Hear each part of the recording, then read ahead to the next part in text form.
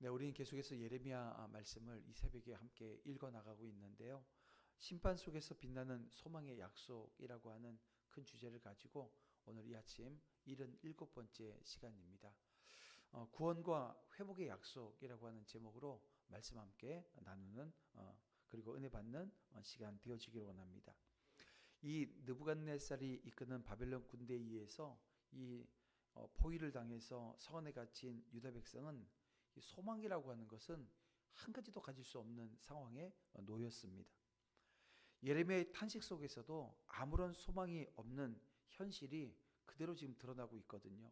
하지만 여러분, 암흑 같은 이 절망 가운데서도 하나님의 소망의 메시지가 지금 전해지고 있습니다. 오늘 본문이 그 내용인데요. 그 소망의 메시지가 무려 세 가지나 되어집니다. 그 첫 번째는 이 성읍이 회복되리라고 하는 거예요. 지금 이게 이제 완전히 이제 점령당하고 다 죽을 판인데요. 그 상황 가운데서도 성읍이 다시 회복되어진다는 거예요.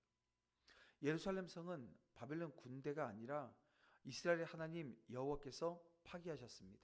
여러분, 예루살렘 성 주민들이 끊이지 않는 전쟁과 기근과 이 전염병으로 고통받게 되어진 이 상황을 한번 보세요.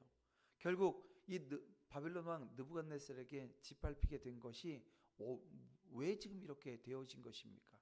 자, 우리가 함께 읽어선 이 본문 말씀 보게 되어지면 37절 말씀을 보면요.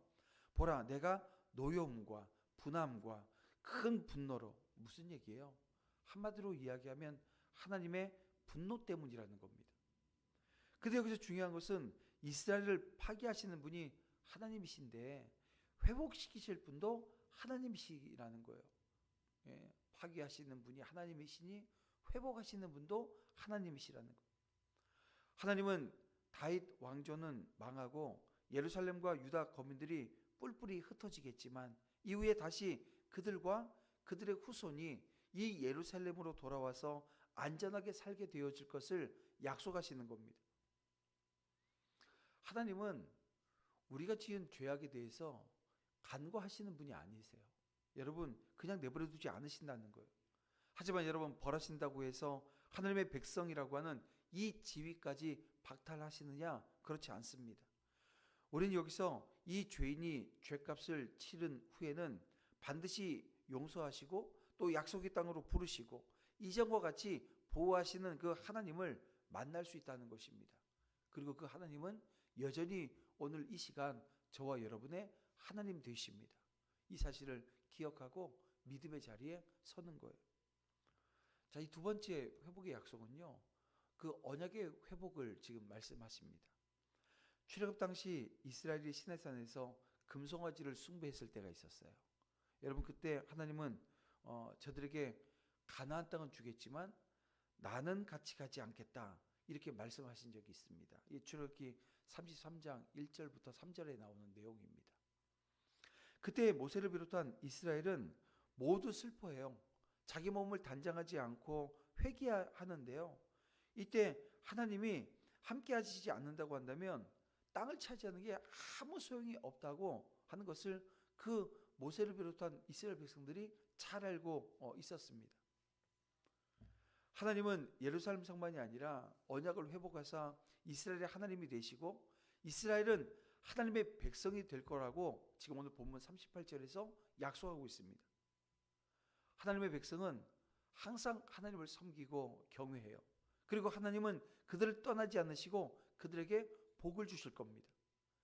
애굽에서 이스라엘을 이끌어내셔서 가나안 땅을 주셨을 때처럼 하나님은 그들에게 복을 주셔서 다시 이스라엘 민족이 가나안 땅에 살 수 있도록 해주신다는 거예요.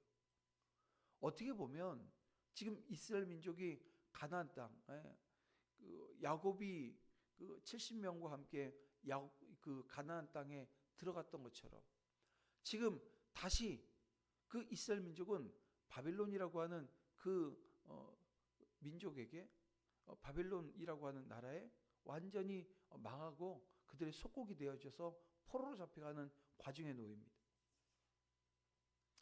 여러분, 이 모든 과정을 한번 보세요. 이스라엘 민족이 하나님께 택함을 받고 지금 온 모든 과정을 보게 되어지면 그들의 역사는 이 배반의 역사다 이렇게 얘기해도 과언이 아닙니다. 이스라엘 백성들은 그들의 역사 가운데 끊임없이 하나님을 배반해요. 근데 이걸 역으로 보게 되어지면 생각해 보세요. 오늘 우리는 내가 배신을 당했다 이런 생각하게 되어지면 분노 가운데 잠을 못 잡니다. 그리고 관계를 끊어버리고 다 뭐 정리해버리고 말아버리죠. 자, 그러면 하나님께서 이스라엘 백성들이 하나님을 배반했을 때 어떻게 하는 게 맞아요? 끊어버리는 게 맞아요. 근데요, 그러지 않습니다. 그러니까 이 배반의 역사다라고 하는 이 얘기를 우리가 뒤집어 놓고 보게 되어지면 그만큼 하나님께서 이스라엘 백성들에게 은혜를 한없이 베푸셨다라고 하는 의미가 되기도 하는 겁니다. 이스라엘 백성들이 하나님을 배반하고 언약을 파기하였으면 그들은 하나님과 무관한 자입니다. 그럼에도 불구하고 그들은 성경에서 여전히 하나님의 백성이라고 불리고 있거든요. 비록 그들이 예레미야 당시 이 바벨론 침공에 의해서 그 나라가 몰락하고 포로로 잡혀가기는 했지만 이후가 어떠냐는 거예요. 그렇게 끝나버렸나요? 아니에요. 그 이후에 정해진 시간이 지난 이후에 그들은 다시 고토로 돌아와 하나님을 섬기는 삶을 다시 살게 되어집니다. 여러분, 이것은 그 이스라엘 민족, 이 남유다의 패역한 모습만 보게 되어진다면 상상할 수 없는 일입니다. 이처럼 기대할 수 없는 일이 벌어진 것은 여러분, 그들을 하나님께서 어떻게 하신 거예요? 그 70년이라고 하는 이 정해진 시간 동안 새롭게 빚으신 거예요. 그래서 다시금 하나님을 섬기는 삶을 살도록 하셨기 때문입니다. 여러분, 이것은 오늘날 저와 여러분 하나님을 섬기는 축복에 참여한 오늘 우리 성도들의 삶과도 전혀 무관하지 않은 겁니다. 여러분, 앞서 우리는 죄인된 우리가 구원에 참여하게 되어진 것, 뭐 때문이에요? 하나님의 은혜 때문이라고 하는 것을 확인하고 또 확인했습니다. 그러나 하나님께서 단 한 번 우리를 죄된 삶의 자리에서 구원하시고 만약 그냥 내버려 두신다고 한다면 여러분, 오늘 우리가 과연 그 복된 구원의 자리를 오늘 우리의 힘만으로 끝까지 지켜낼 수 있을까요? 여러분, 그건 불가능한 거예요. 그럴 수 없다는 거예요. 우리를 구원의 자리에서 밀어뜨리려고, 그러니까 이 구원의 자리에서 나락으로 밀어내는 그 세력은 오늘 우리가 가지고 있는 힘보다, 내가 가지고 있는 결단과 내가 가지고 있는 그 힘보다 훨씬 더 세요. 교활하고 사악하기 그지없다는 겁니다. 더욱이 그 사탄이 우리를 공격하기 위해서 사용하는 이 사망 권세는 우리를 얼마든지 파멸에 빠뜨릴 수 있다는 거예요. 그러나 성경은 한 번 하나님의 이 구원의 은혜를 체험한 우리들이 마지막 구원의 완성의 날까지 완전히 보존되어진다는 것, 장차 천국 구원에 여러분 참여하게 될 것을 아주 확고하게 선언합니다. 그래서 미리 오늘 우리가 고난과 환난 가운데 이리 치이고 저리 치일 걸 다 아시면서도 오늘 우리에게 하나님께서 뭐라고 말씀하세요? 이긴 자라고 말씀합니다. 아니, 맨날 지고 있고 맨날 나락으로 떨어지고 있는 오늘 우리, 지치고 상한 오늘 우리를 향해서 이긴 자래요. 여러분, 이긴 사람은 어떻습니까? 널브러져 앉아있지 않습니다. 환호하고 감격하고 마지막 뭐 어디서 힘이 났는지 모르겠지만 그 42.19 다 뛰고 들어와서도요, 다 쓰러져서 막 있는데 그 1등한 사람은 들어와서 막 사람들과 환호하고 기쁨을 나누고 하는 모습 우리가 보잖아요. 마치 그런 것처럼 오늘 우리에게 이긴 자라고 하는 그 닉네임, 그냥 이게 불리워지는 수준이 아니라 정말 예수님께서 그 십자가를 이기시고 사흘 만에 부활하셔서 오늘 우리에게 부활의 첫 열매가 되어주신 그 놀라운 일로 말미암아 오늘 우리는 확증하는 거예요.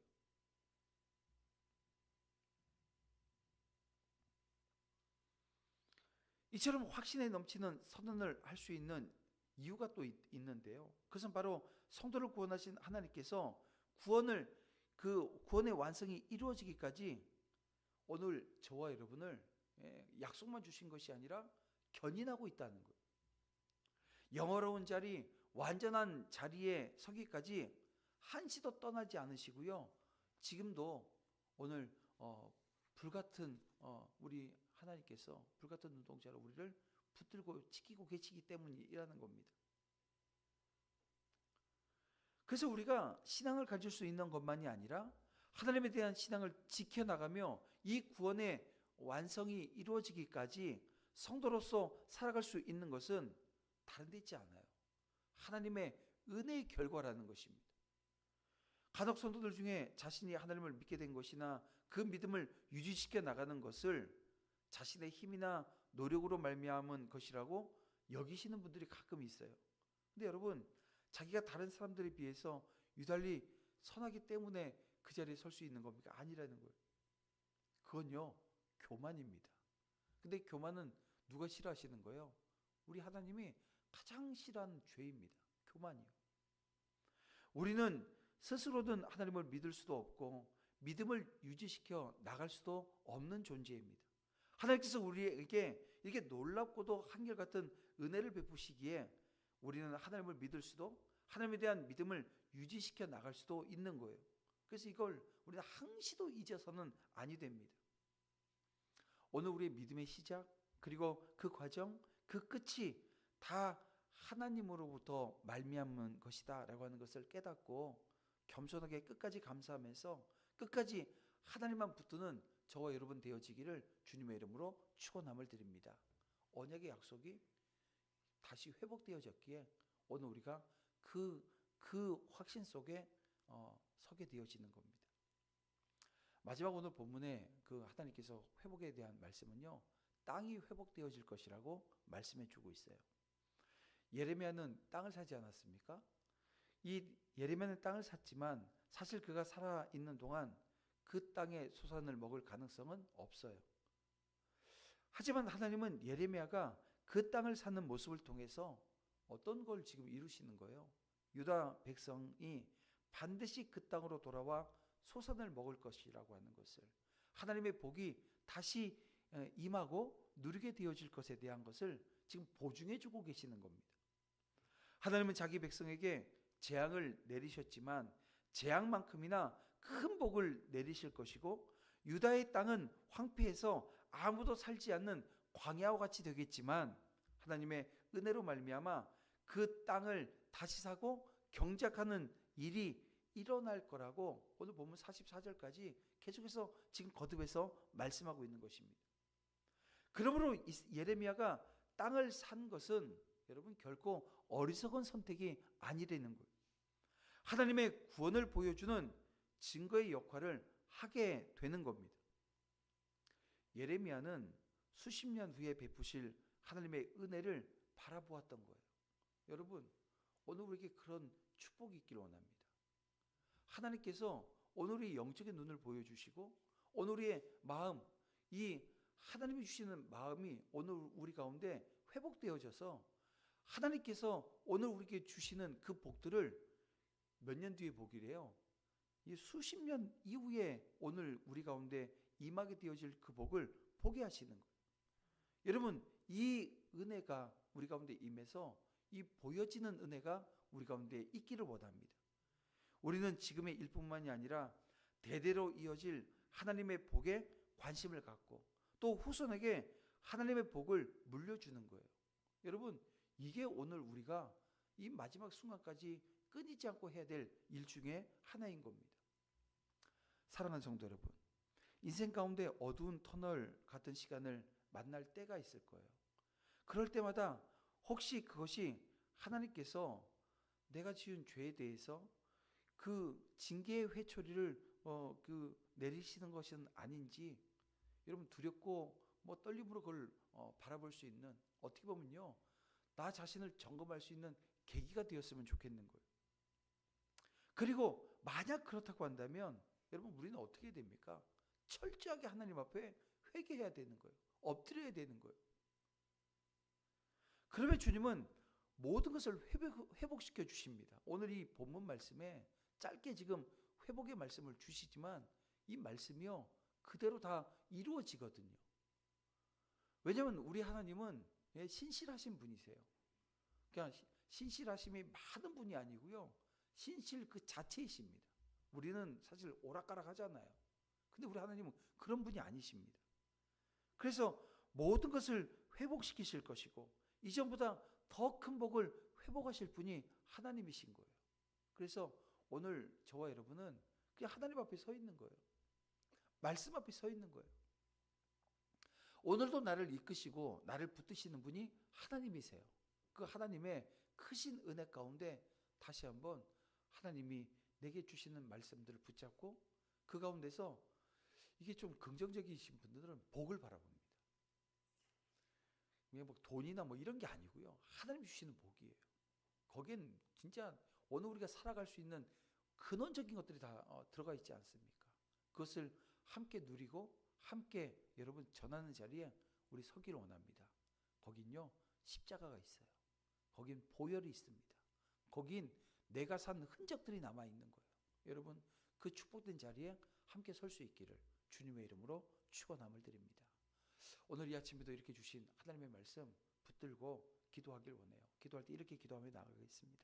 하나님, 죄악으로 인해서 허물어진 우리의 삶과 또 오늘 우리 교회가 하나님의 은혜로 회복되게 하시고 언약 안에서 더욱 견고히 세워져 영광을 돌리는 공동체 되게 하여 주시옵소서. 오늘 거룩한 주일 그런 근본적인 오늘 우리의 마음과 또 하나님께서 인도하시는 은혜 속에서 하나님을 온전히 예배할 수 있도록 그리고 그 예배 가운데 하나님을 온전히 경외하고 경배하며 내 자신을 온전히 하나님의 뜻 가운데 내어드리는 그런 삶을 살아낼 수 있도록 하나님 붙드시고 인도해 주시옵소서.